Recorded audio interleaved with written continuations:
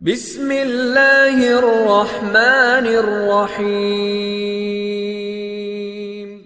This grand ayah of the Quran, Sayyidu Ayatul Quran, Sayyidatu Ayatul Quran, the grand leader, the chief ayah of the Quran, Allah Azza wa Jal describes some of His most fundamental qualities and how awesome He is, how magnificent He is, that there's no one worthy of worship or obedience in any way, shape or form except He is. Now you have to understand, Surah Al-Baqarah is a Makki surah, or Madani surah rather. The Prophet ﷺ already moved to Medina. And the Muslims, some of them have been Muslim from the very beginning, and some of them relatively new, but all of them understand the basics of Islam.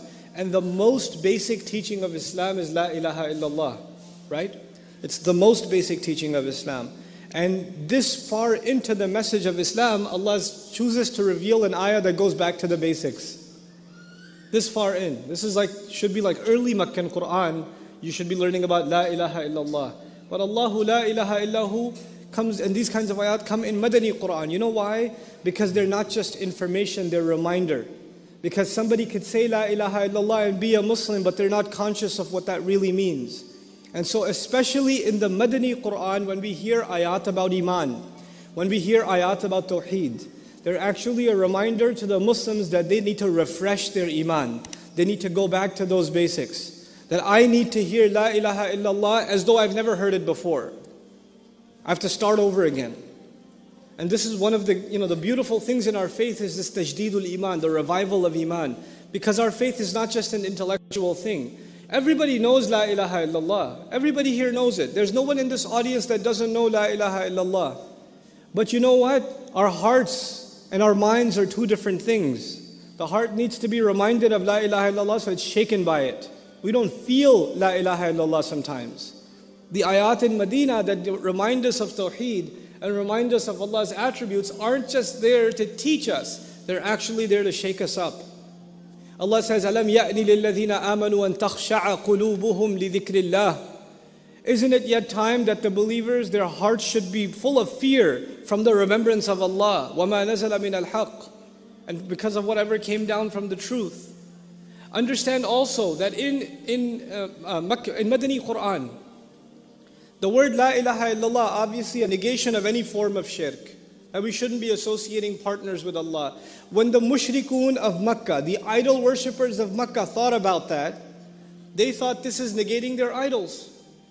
This is negating the things that they worship, they have around the Kaaba. And Allah is saying none of those should be worshipped, only Allah should be worshipped. But when the same thing is being said to the Muslims in Medina, there are no idols. What idols are there? There's no shirk going on. And by the way, every time La ilaha illallah is mentioned, every time it's mentioned, it's supposed to destroy some form of shirk. It gets rid of shirk. That's part of the definition of the statement. So there is another kind of shirk in Medina. A hidden kind of shirk. There's an obvious kind of shirk in Makkah. It's those idols, you can see them right in front. Al-Lat, Al-Manat, Al-Uzza. Allah mentions them by name.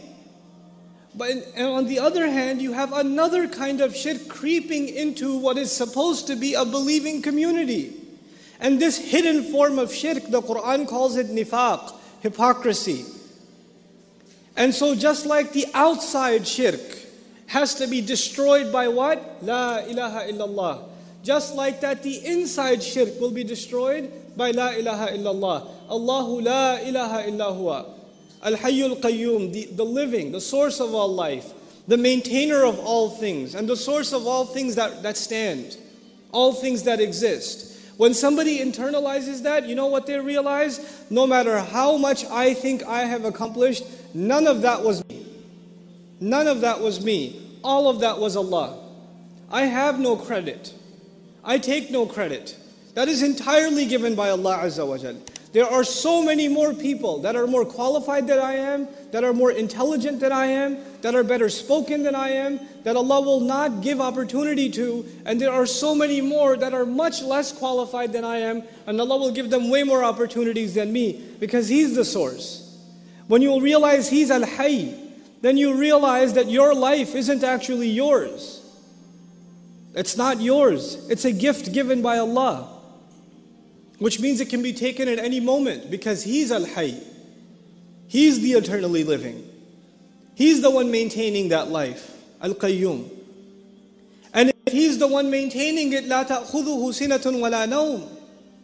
Anyone else, any other living thing needs sleep, needs rest, needs downtime. Sleep doesn't get a hold of him. No slumber or sleep. He doesn't get drowsy, he doesn't get sleepy.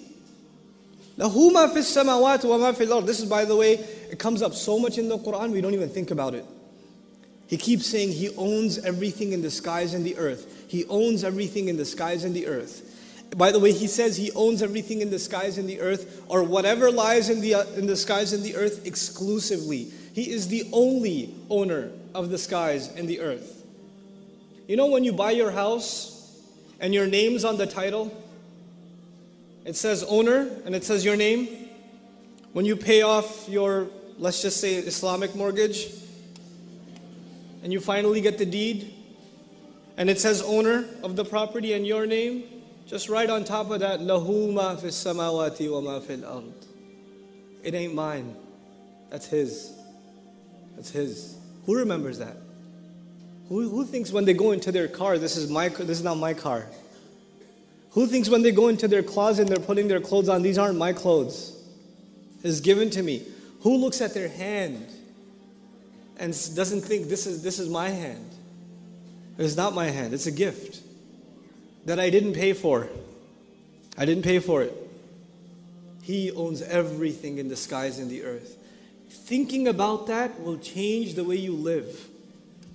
Just thinking about لَهُ مَا فِي السَّمَاوَاتِ وَمَا فِي الْأَرْضِ.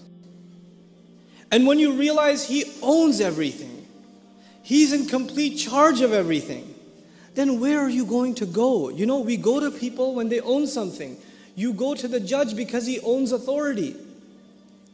You go to the store because they own the merchandise. You go to the lawyer because he owns some expertise.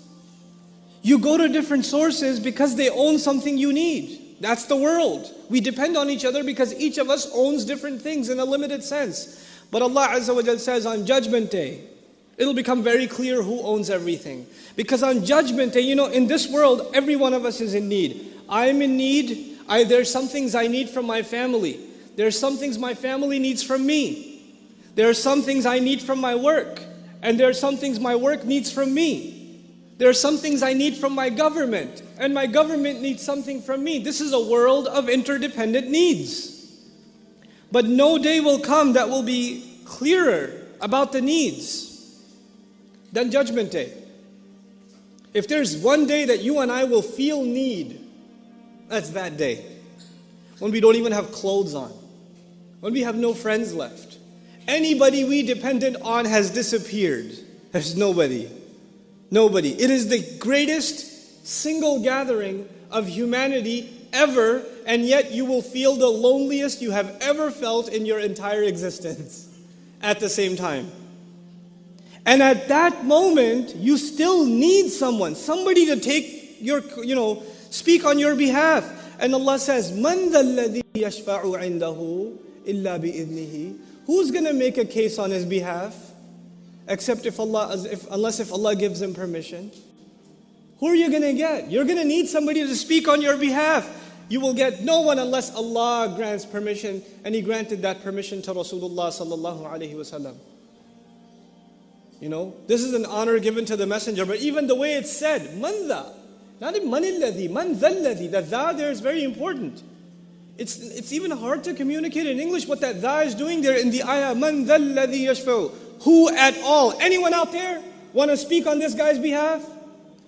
Anyone there? Man dhalladhi yashfa'u indahu illa bi'idhnihi. And then you come before, this is Judgment Day, is court. You're coming before the judge. And when you come before the judge, you're supposed to bring your case.